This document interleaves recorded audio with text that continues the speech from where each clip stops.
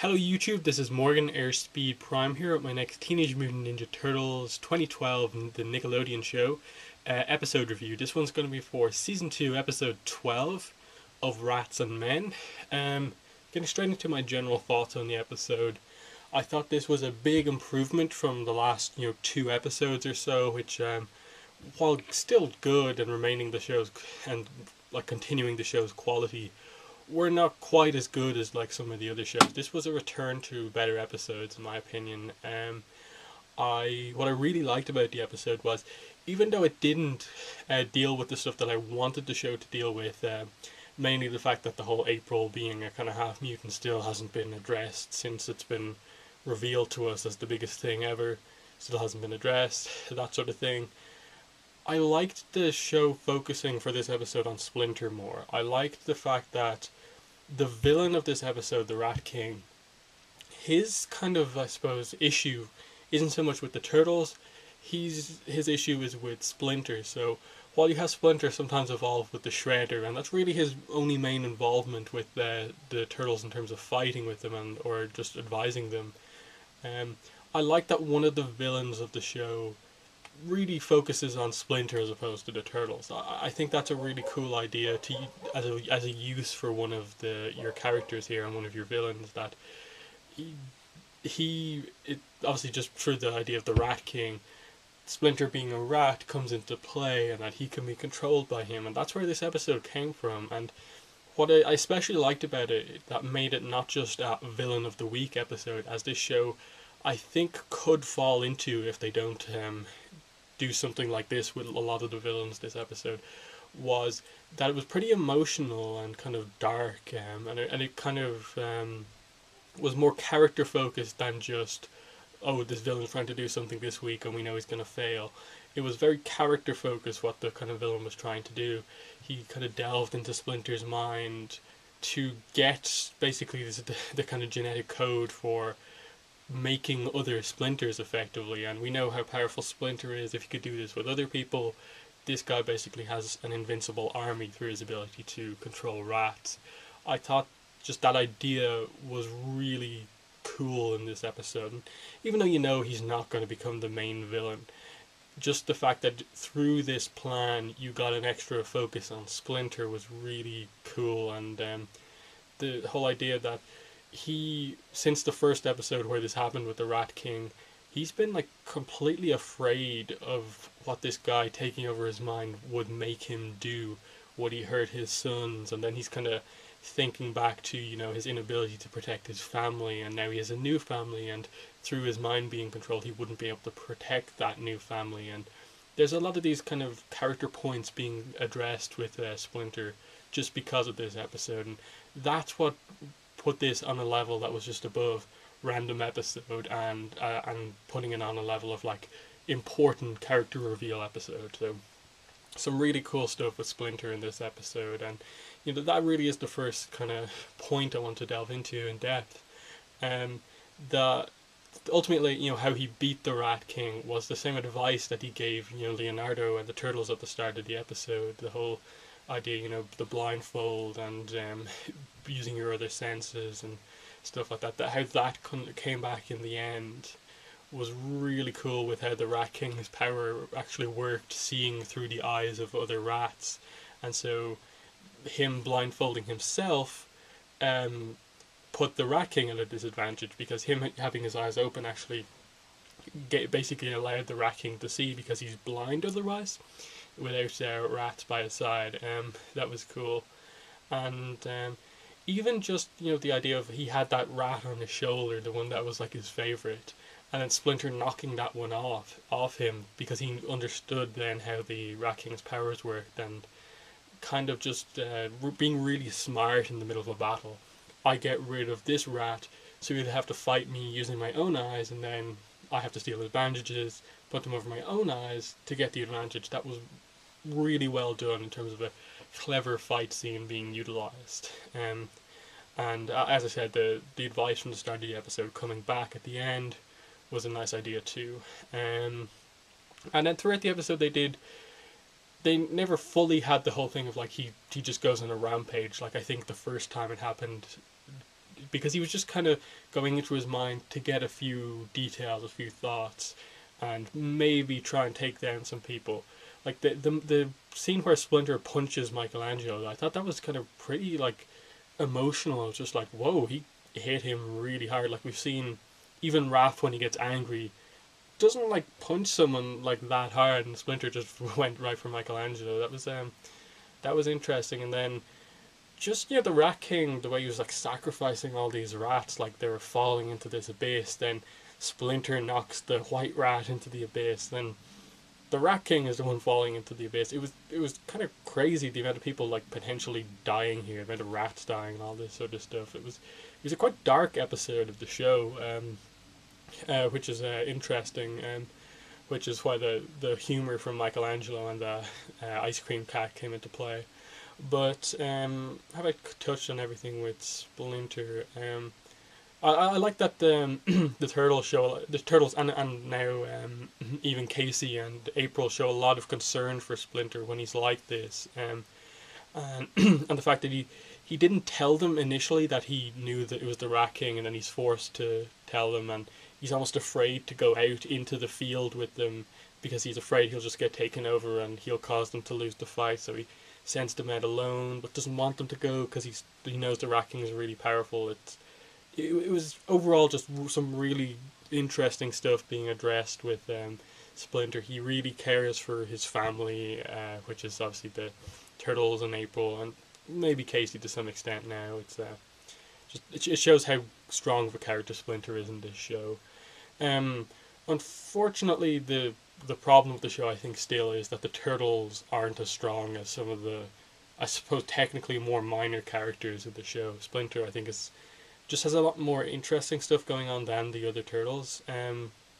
Because in this episode, for instance, Donatello was really the only turtle who got any sort of character progression, and that was only through the whole love triangle thing with Casey and April, which I actually did like the way they kind of did it in this episode, because they kind of threw Irma into it as well, possibly kind of hinting at Irma Casey being a relationship, because the big thing here was that they had the scene where the three of them are together, and then Irma's like, what's going on here? And Casey's like, you didn't have to come with us on our date. And then April's like, was this a date?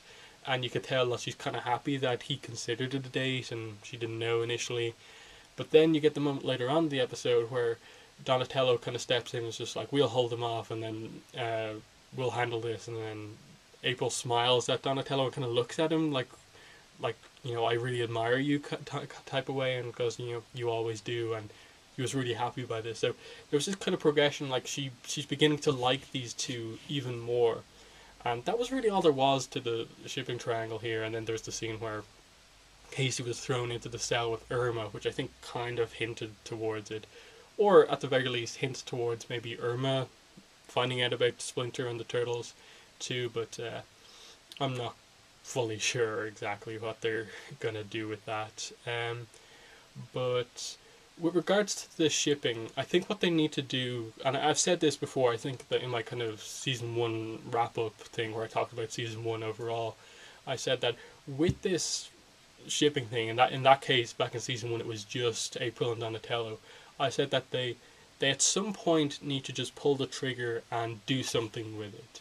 Because if they don't, it's just going to be this thing that means nothing eventually. It'll just be hinting and hinting and hinting without actually doing anything. And it'll go from it being this kind of cute, fun thing that kind of should be this real kind of character focus for the characters, to just being, the token kind of shipping romantic moment in the episode. They've now introduced Casey into this thing as well. She likes Casey, he likes her, but they haven't quite said, we're going out yet. Also, just recently introduced, and this is kind of a part of the reason why I'm still annoyed that it hasn't been brought up yet, April has now been confirmed to be kind of half human, half Krang, half mutant, technically. So how does that affect her dynamic with Donatello and Casey? I'm struggling to remember this right now. primarily because of the lack of continuity, and I'm not sure like who's up on this, but and especially because of the production order of the episodes being mixed up. But was Casey there when this was revealed? Like, does he know that April's half mutant yet? I'm not. I don't think he was because of the order of the episodes being mixed up. If that is indeed the case and he doesn't know, then that could be a thing between their relationship. If he is still in the dark about her being a mutant, that could put Casey and April as a relationship up in the air. While that would kind of lean April maybe back towards Donatello, then that she's half mutant, he's a full mutant. And then you just have her in this situation where she's kind of not just dealing with the two guys she likes, but dealing with like her own like humanity, her own, I don't know what the word for mutant that's like humanity is. Dealing with her own like being a mutant comes into play in that if she decides on Casey, then she's kind of deciding that she wants to be more human, while if she goes with Donatello, to accepting her mutant side, and maybe it's just the issue with her father now being a mutant, that could come into play as well, because it's not just the romance for the sake of romance in this show. They could do some really interesting character stuff with it too, because of the April issue, and that's why I wanted to be brought back up. Not only is it a key part of her character now, and she's involved in the Krang's plan, but what does that do to her personally and her feelings and stuff like that? That's why I wanted to come back. Other turtle that got any sort of moments in the episode was Michelangelo, who put ice cream in mutagen and then let April's new cat drink the mutagen ice cream, and then it turned into an ice cream cat. And because this episode was so dark, this really random and kind of silly humor of this really worked well as just like, this episode is really dark, and then you get this kind of really funny, just random stuff with Michelangelo. And I like that it wasn't just, oh, random mutant cat, that he actually used it in the battle against the rats. Like, this was his big secret weapon, and the cat worked out pretty well, because it's kind of become indestructible now because it's made of ice cream, so that was pretty cool. He had it in like a freezer box as well, so the only way to destroy it is melting it, so that's cool. I hope that's a thing they keep. You know, that's something I'll be looking out for in terms of continuity. Will we see this cat around the lair more? But it was a nice idea. I do question though why they made the whole trailer for this episode be completely focused on the cat as opposed to the Rat King.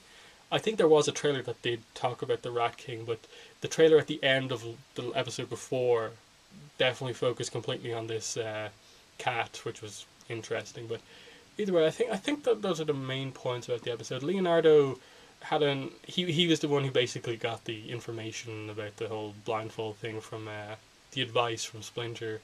Raphael laughed a bit, was involved in the fight, but primarily didn't get any real focus.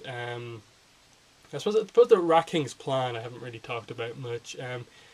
It was interesting, you know. The thing with these villains is definitely that there's so many of them going around that you sort of know outside of the Krang and Shredder that none of them are going to get a big run in the series. So you kind of know that he's going to be defeated in this episode. That's the big problem that this series has going for it. With all these villains and mutants running around, that you only think of the main ones as a threat, and you can tell just from the whole amount of episodes, you can tell who the main villains are, that these ones aren't that big of a threat. That was the one kind of negative towards this episode, but it was done reasonably well for a kind of like single episode, villain has a plan, villain is defeated thing. And it was really dark. You know, he wanted to basically mutate the whole population, and it's pretty crazy that this guy's lost his humanity because he was mutated, and now he wants to mutate the world and relates more to rats than humans. Like, that's a pretty interesting dynamic for a villain to have in terms of his personality. And then he sees Splinter as basically the perfect kind of rat being, and kind of wants to have an army of Splinters, basically. So that's really cool. And as I said at the start, him being obsessed with Splinter is great for Splinter. It gives him a villain kind of all to his own, really, that obviously the Turtles will get involved with, but that it's primarily focused on Splinter, and that was cool. And really, that's all there was to the episode. There wasn't really anything else to talk about too much. It was good. I still want them to get back onto plot stuff. I think next time coming up, it's not the next episode is not next week, but the week afterwards. And I think they're changing the show time slot. I think next one's on. I think the two-parter on the 14th. I'm not quite sure. I will have to check up, but I'm really excited for that. I think they're actually going to progress the Krang plot in this. So the next episode could be really important, and I think this might be the one where they finally start to talk more about April as well. There could be some big reveals next week, so I'm excited for the next one. This episode was a big improvement. Definitely in the comments, let me know what your thoughts on this episode were. I was very happy with this one compared to the last week especially. So thanks for watching this video, and bye.